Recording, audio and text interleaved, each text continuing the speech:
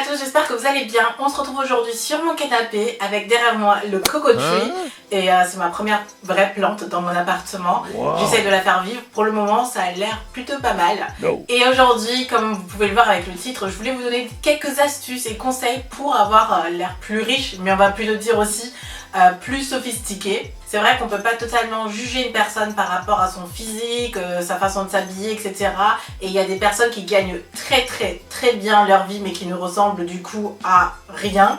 Et des personnes qui gagnent très peu, qui avec ce qu'ils ont peuvent se créer un look qui va vous faire croire qu'ils sont extrêmement riches.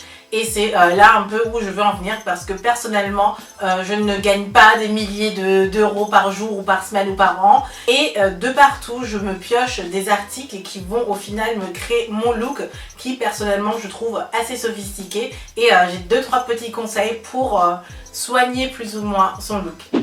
Numéro 1, l'attention aux détails. J'ai appris de mes erreurs où par le passé j'achetais beaucoup par rapport à ce que je voyais. Dès qu'un article ou un vêtement me plaisait, j'achetais et je ne faisais pas forcément attention à la matière. Donc est-ce que lorsque je vais le laver, la forme va rester? Est-ce que c'est un type de matière qui attrape la transpiration et qui au final pue? Ou est-ce que la couture est bien faite? Est-ce que la coupe est bonne? C'est pas pour autant que j'achète des vêtements très chers, mais il existe des vêtements pas chers, ou de chez H&M, ou je ne sais pas où, de chez Primark même. Et du coup, je suis celle qui touche la matière, qui tire un peu pour voir si les coutures vont s'enlever ou pas. S'il y a un article en solde, je vais chercher le moindre détail pour être sûre qu'il n'y a pas un défaut avant de l'acheter. Je fais vraiment une sorte d'investigation avant d'acheter mon vêtement pour être sûre qu'il va me tenir un certain temps, qu'il va vraiment être aussi beau qu'en magasin, mais l'année prochaine, l'année d'après, etc., qu'il va vraiment tenir.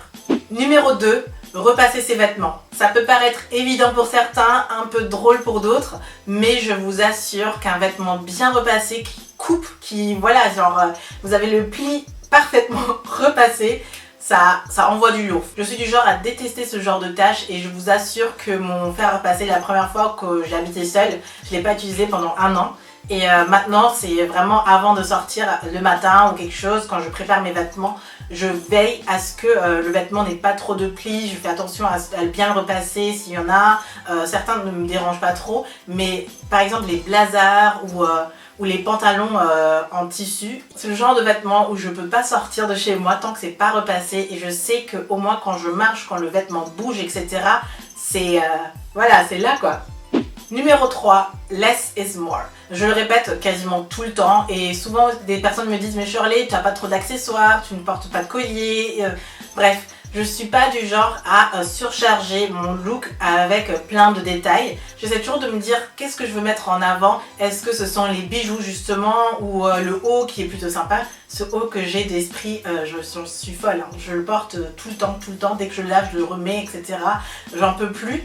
Mais des vêtements comme ça, je vais par exemple pas mettre de collier, pas mettre trop de trucs, un pantalon qui destroy ou quelque chose qui va encore attirer de l'attention.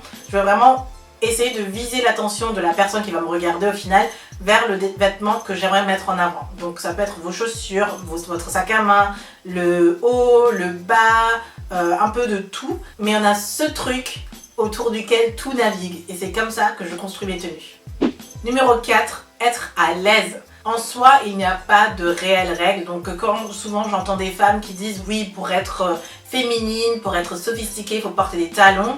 Je suis pas 100% d'accord. J'adore porter des talons, mais je suis 100% à l'aise dans mes baskets, dans mes chaussures plates, dans mes sandales plates, dans mes ballerines même. Ne vous sentez jamais vraiment obligé de porter une pièce ou un vêtement pour matcher à un certain look. Le look dans lequel vous êtes le plus à l'aise va être celui où les personnes vont le plus réagir parce que vous aurez une certaine façon de marcher, vous aurez une certaine confiance. Donc le vêtement va bouger aussi avec votre aise en fait. Vous n'allez pas vous sentir bizarre, vous n'allez pas marcher bizarrement parce que vous portez des talons ou vous n'allez pas remonter le vêtement tout le temps. Vous allez être à l'aise. Honnêtement, c'est un peu le look qu'on cherche tout le temps, c'est-à-dire qu'on a l'air trop cool, tout va bien, alors qu'on a passé une éternité à réfléchir au moindre détail. Et à la fin, vous êtes tellement contente que vous baladez et les gens vous disent ouais, alors elle, pas mal, hein, pas mal. Et c'est là que... c'est tout ce que je voulais dire en fait. Numéro 5, n'oubliez pas votre personnalité. Ça va être mon dernier point.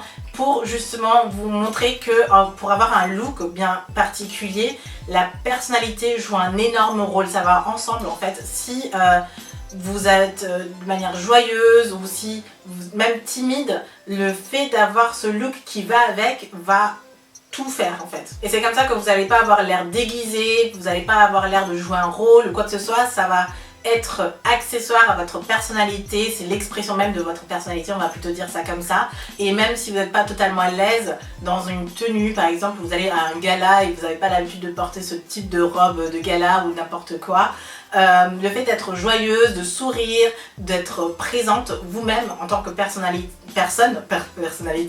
mais ça va énormément aider au look de transmettre ce que vous voulez transmettre. Et voilà, c'était tout pour cette vidéo. Quelles sont vos astuces pour avoir l'air riche ou plutôt sophistiqué? N'hésitez pas à liker cette vidéo si ça vous a plu et à vous abonner si ce n'est pas déjà fait. Je vous retrouve très bientôt dans une prochaine vidéo. Bye!